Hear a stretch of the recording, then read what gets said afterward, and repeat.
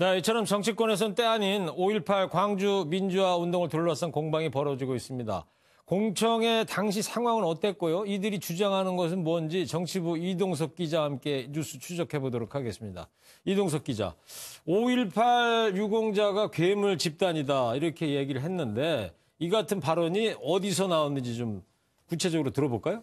네, 5.18 진상규명 대국민공청회는 지난 8일 국회의원회관에서 열렸습니다. 8일이면 금요일 그저께네요? 그렇습니다. 이 자리에서 바로 논란의 발언이 나온 건데요. 네. 이종명, 김순례 의원 등 한국당 의원들은 바로 작심 발언을 쏟아냈습니다. 논란이 됐던 발언 함께 들어보시죠. 네.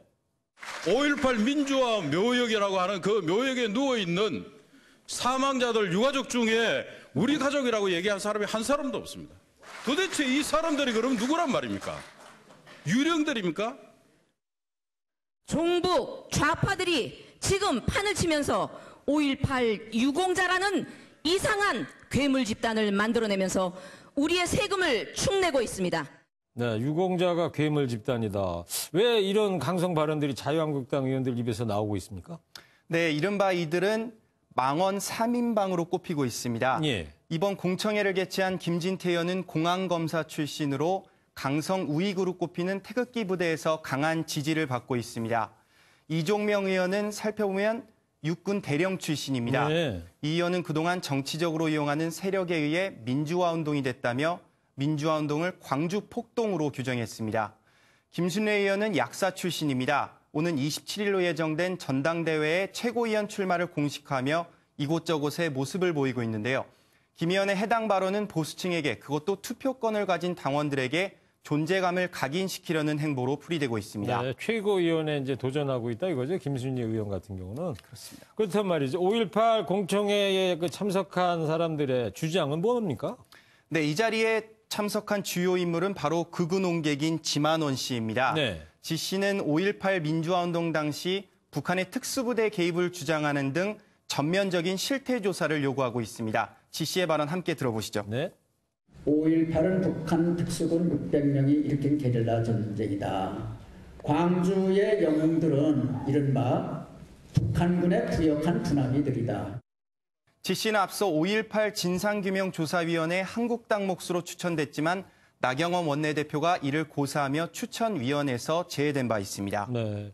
그리고 앞서 전에 들었습니다마는 더불어민주당과 평화당, 그다음에 정의당 국회 윤리위 제소는 물론이고 의원직 제명을 지금 추진하기로 했는데 이 처벌이 가능한 건가요? 어떤가요? 네, 20대 국회 들어 국회의원 징계하는 총 23건이 국회 윤리위에 제출됐습니다. 20대에서만요? 그렇습니다. 하지만 재미있는 점은 단 한 건도 처리가 되지 않았다는 점인데요. 그래요? 손혜연 의원의 투기 의혹, 서영교 의원의 재판 청탁 의혹, 최규일 의원의 외국 출장 중 부적절한 술집 출입 등이 윤리위에 쌓여 있는 겁니다. 네. 하지만 윤리위가 2월 중 열릴지는 미지수인데요. 한 윤리위 소속 의원은 2월 임시국회가 꽉 막힌 상황에서 윤리위를 열기는 사실상 불가능하다며 윤리위를 열어도 여야 의원들의 첨예한 대립으로 징계가 쉽지 않다고 토로했습니다. 네. 결국 제 식구 감싸기라는 달갑지 않은 결론이 날 가능성이 커 보입니다. 2월 윤리 소집이 물 건너간 얘기처럼 들리네요.